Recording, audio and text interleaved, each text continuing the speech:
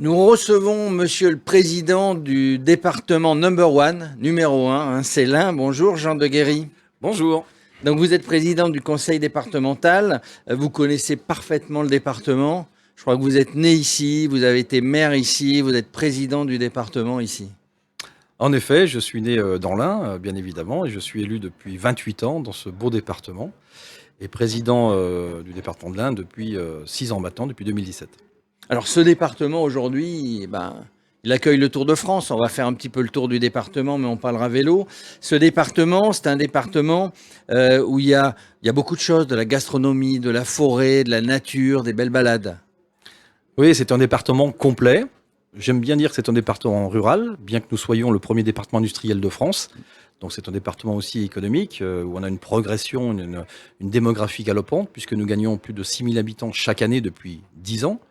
Nous avons une agriculture de qualité également. Nous avons la plasturgie, quand je parlais d'industrie tout à l'heure, mais pas que.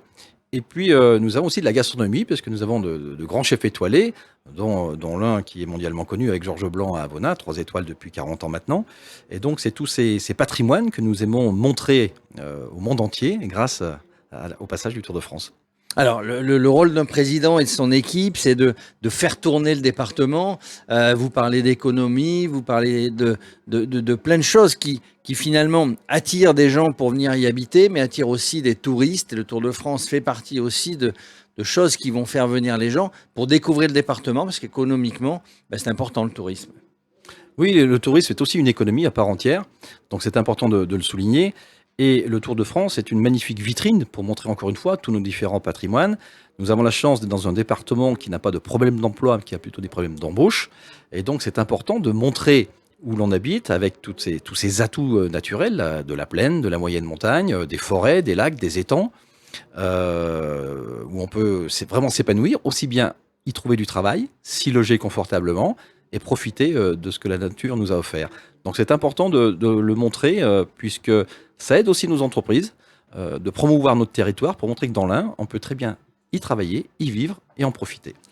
Alors la semaine dernière, nous étions à Culose, donc à l'autre bout du département, on va dire sur le versant tout près de la Suisse. Là, à Bourg, on est du côté lyonnais. Comment on gère justement cette sorte de parité, cette attraction pour les deux côtés du département? Alors il est vrai qu'on a un département grand, déjà, et puis très diversifié. Je le disais à l'instant, il y a de la plaine, de la moyenne montagne. Nous sommes limitrophes de 2 grandes métropoles internationales, Lyon d'un côté, Genève de l'autre, et avec des enjeux différents. Mais je pense que nous arrivons bien à harmoniser tout cela, parce qu'il y en a pour tout le monde, bien évidemment, et chacun y trouve son compte. C'est très important. Il y a de l'emploi partout dans ce département, aux 4 coins du département, et il y a un bonheur d'y vivre aussi dans les 4 coins également. Donc après, c'est le choix des habitants d'aller d'un côté ou de l'autre, des nouveaux habitants qui viennent dans l'Ain, principalement pour le travail, pour s'y loger aussi, parce qu'on peut encore s'y loger dans des prix qui sont tout à fait honnêtes par rapport aux 2 grandes métropoles. Donc c'est bien sûr important. La desserte des transports qui traversent l'Ain et qui alimentent les communes, c'est aussi quelque chose d'important. Allez, on va rigoler parce que le Tour de France, ils le font en vélo, mais il y a le TGV qui passe à Bourg, les autoroutes qui permettent pas seulement d'aller dans les stations de sport d'hiver, mais de desservir aussi les communes. C'est quelque chose qui a été développé depuis longtemps, qu'il faut encore améliorer, ou alors vous avez l'impression que c'est déjà assez bien fourni dans le département? C'est très bien fourni, il faut l'entretenir et le conserver. Je parle des dessertes TGV, il y a la gare de Bourg-en-Bresse qui a plus de 8 arrêts et départs par jour, mais il y a aussi la gare de Valserone, Bellegarde-sur-Valserine, aussi celle de Nurieux. Donc nous avons plusieurs gares TGV dans le coin. Nous sommes près de Mâcon, près de l'aéroport de Saint-Exupéry, la gare TGV également, celle de Lyon-Pardieu. Nous avons 2 aéroports internationaux à équidistance de Bourg-en-Bresse, que ce soit Saint-Exupéry ou l'aéroport de Genève. Nous avons 350 km d'autoroutes. C'est important. Tous les départements n'ont pas autant d'autoroutes chez eux. Et puis nous avons 4500 km de routes départementales bien entretenues. Donc nous sommes vraiment bien connectés. C'est facile de venir dans l'Ain, c'est facile d'en sortir également.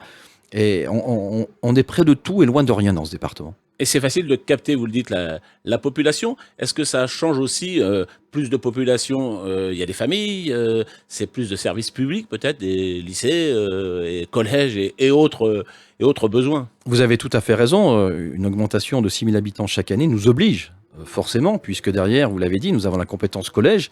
Et dans ce département, nous devons construire un collège neuf chaque année ou en restructurer un, l'agrandir. Donc c'est important, mais il y a tout ce qui va autour, bien évidemment. Mais je préfère avoir un département dynamique au niveau démographique qu'un département qui perd des habitants, comme il en existe malheureusement. Alors tous ces habitants, hein, il y en a beaucoup avec l'épisode Covid qui se sont éloignés des grandes villes et qui sont venus vers la nature, les petits villages. Bah, c'est des gens qui aiment le vélo. Et le vélo, bah, ils veulent en faire en sécurité, ils veulent que les enfants, avant il y avait beaucoup d'enfants qui allaient à l'école à vélo, c'est un petit peu moins le cas aujourd'hui. Donc j'imagine qu'il y a une vraie politique de mobilité douce, de vélo qui a été mise en place. En effet, nous avons mis en place un plan vélo 01. Nous y avons déjà consacré près de 6 millions d'euros depuis 2017. C'est important de développer nos pistes cyclables, nos voies de communication. Nous avons dans ce département 200 km de voies douces. Nous avons 3500 km de routes où nous pouvons pratiquer le vélo sécurité. Donc c'est important. Nous aidons bien sûr les communes, les intercommunalités pour connecter ces territoires entre eux, au niveau de pistes cyclables. Donc c'est beaucoup d'argent et nous avons vraiment une volonté dans ce département de promouvoir le vélo. Le vélo à la fois loisir, sportif, mais aussi pour se rendre au travail. Je prends un exemple, j'ai été président d'agglomération sur Oyonnax. J'ai créé une zone, une piste cyclable de 15 km qui relie Nantua à Oyonnax, mais qui passe par les zones industrielles. Comme ça, les gens peuvent aller à vélo tranquillement et en toute sécurité. Alors vous parlez de Oyonnax, vous parlez de zones industrielles. Le département de l'Ain est aussi connu pour deux gros pôles sportifs, le basket à Bourg et le rugby à Oyonnax, puisque le club remonte en top 14. Et j'avais lu lorsqu'ils sont remontés que le président du club de Oyonnax disait on va être le club du Grand Est, un peu comme Vannes en Pro D2 a essayé de le faire sur le Grand Ouest. C'est important aussi la notoriété d'un département à travers des clubs d'élite. Hein. Ah oui, c'est très important et on a la chance d'avoir ces clubs pro dans ce département. Je n'oublierai pas bien sûr l'US Bressan Rugby parce que c'est important aussi et je leur souhaite le meilleur parce que qu'ils retrouvent le haut niveau rapidement. Mais en ce qui concerne Oyonnax, je peux vous dire qu'il y a deux choses qui ont fait connaître le département de l'Ain, qui ont permis qu'on situe l'Ain sur une carte de France. C'est d'abord la Plasturgie, la Plastic Valley, qui est à Oyonnax, mais aussi l'équipe de rugby lorsqu'elle est montée en top 14 en 2013. Et c'est très important de véhiculer ces images de sport, de montrer les valeurs du sport pour les plus jeunes, mais aussi montrer que ce département est dynamique. Et bien sûr, j'associe à mes propos la JL Bourg, qui a fait un parcours exceptionnel l'an passé, puisqu'elle s'est qualifiée au play-off aussi bien en national qu'en Coupe d'Europe. Donc véritablement, ça donne de l'émulation et ça montre que ce département est dynamique. Donc le conseil départemental est aussi dans l'enjeu économique de ces deux clubs. Bien évidemment, le conseil départemental historiquement soutient ces clubs pro, mais pas que. Nous soutenons aussi beaucoup de clubs amateurs, même des champions individuels. On a la chance d'avoir des champions olympiques dans ce département, et donc nous les aidons aussi parce que nous y consacrons plus de 3,5 millions d'euros chaque année, aussi bien au sport individuel qu'au sport collectif, et c'est important pour nous de promouvoir cela. Il me semble qu'il y avait une championne olympique de natation qui était d'Amberieux. Oui, qui a un frère aussi, qui est champion olympique également. Qui va peut-être être champion olympique. On parle de la famille Manodou. C'est bien ça, on ne se trompe pas. Étienne, je ne sais pas, mais c'est un département où il a l'air de faire bon vivre et de faire du sport. Il faut être au niveau surtout.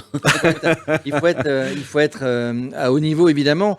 Donc là, une animation spéciale sur la fan zone avec le département, sur la ville de Bourg aujourd'hui.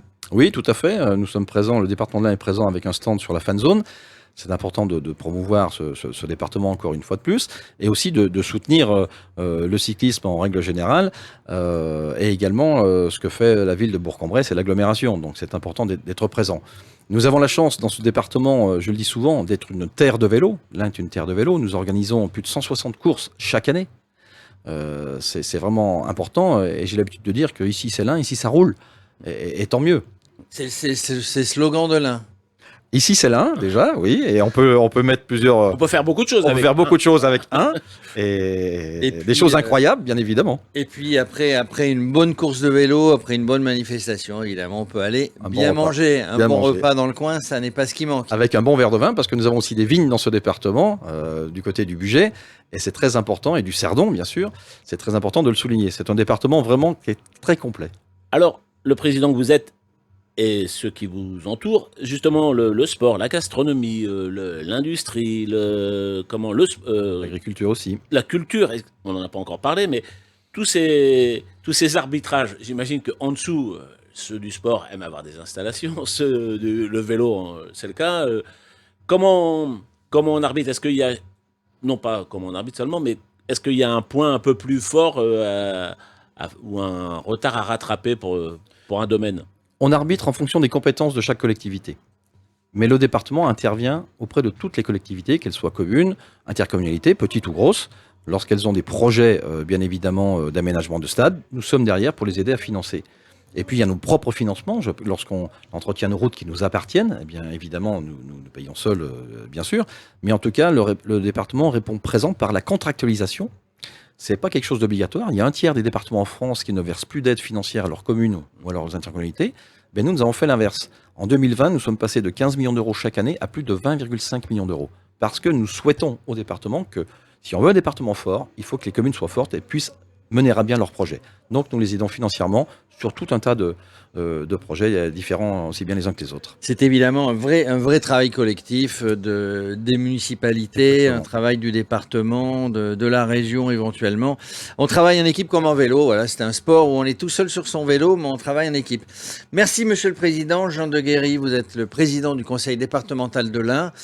Aujourd'hui, on va dire c'est la fête de l'Ain et c'est la fête de Bourg-en-Bresse. Merci Radio Sport et vive le vélo dans l'Ain.